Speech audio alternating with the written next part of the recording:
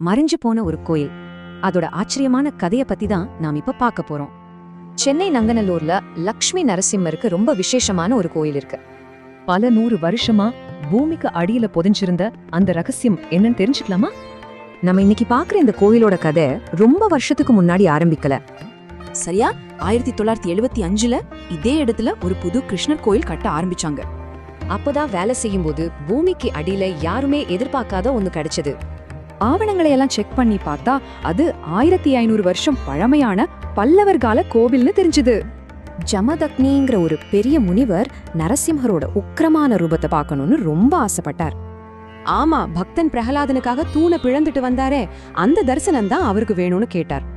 அவரோட யாகத்துல நரசிம்மரும் தோன்றினார். அப்போ அந்த முனிவர் ஒரு வரம் கேட்டார். இந்த தரிசனம் எனக்கு மட்டும் இல்ல, உலகத்துல இருக்கிற எல்லாருக்குமே கிடைக்கணும்னு கேட்டிருக்காரு. அவர் கேட்ட மாதிரியே நரசிம்மர்